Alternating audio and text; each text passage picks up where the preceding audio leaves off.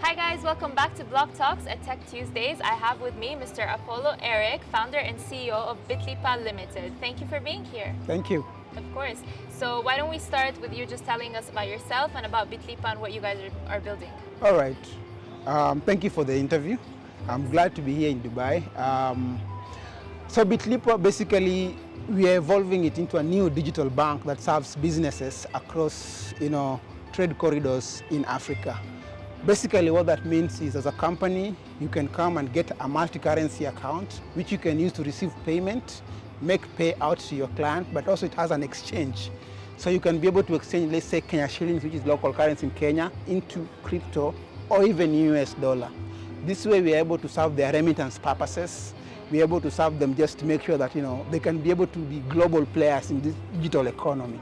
Yeah. And the goal is just to make sure that if you're a business in Africa, you can truly become a global player in the digital economy and have impact. Yeah. That's the goal for the business. That's awesome. Yeah. And what are some challenges that you saw in the market that made you think, okay, maybe it's time to bring in a new financing solution so that businesses in Africa can grow? Well, I had my account shut down, personal account. I was traveling at some point in South Africa and then they just shut down my account. I'm like, if I didn't have crypto, I wouldn't have survived. I'm like, people need this kind of solution. But more importantly is the banks are more formal. Yeah. And the economy in Africa, 70% is informal. So, 70% of the small businesses, so SMEs, they don't even have formal account, bank account. They don't have credit lines. They don't have a way of formally of receiving funds and paying it out. So we thought, if you just automate this entire process and put it all in someone's mobile phone, then you solve so many of their problems. Yeah. And for the last 5 years, the company has been growing almost 200% every year. That's amazing. How many users you guys have? So we have over 350 businesses on the platform. That's awesome. Yeah.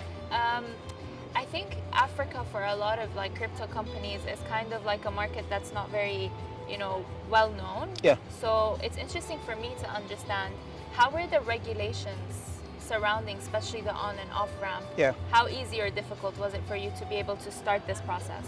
Difficult. The most difficult, because at the beginning, your bank account is shut down as a person. Yeah. Business is shut down. And then some people even sue you because you're taking business from them. So there's this client that was working with the bank. Yeah. The bank wasn't serving them so well. So they came to us and we were giving them instant cross-border payment in crypto. Yeah. Something that the bank couldn't do because the bank would take 3 days, a lot of paperwork and just a lot of bullshit. Yeah. These guys were suing us because, we are much more efficient.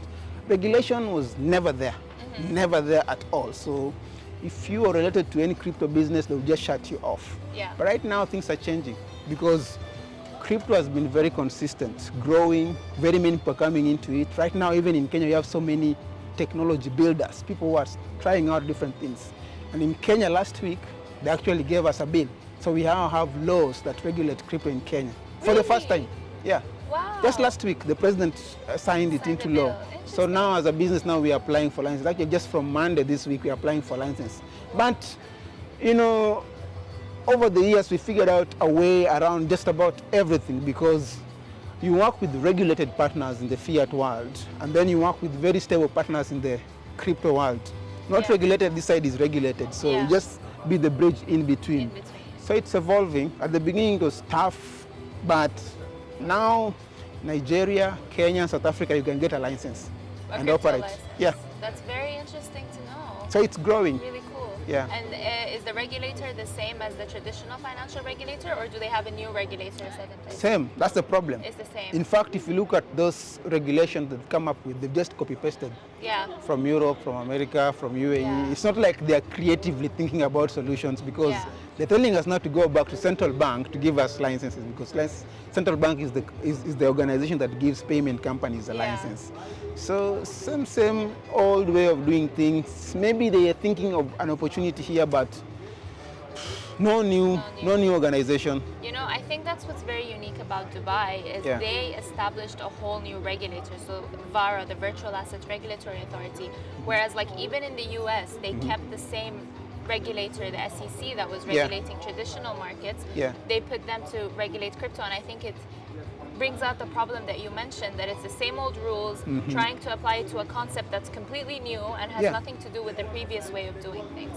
So completely agree with you there.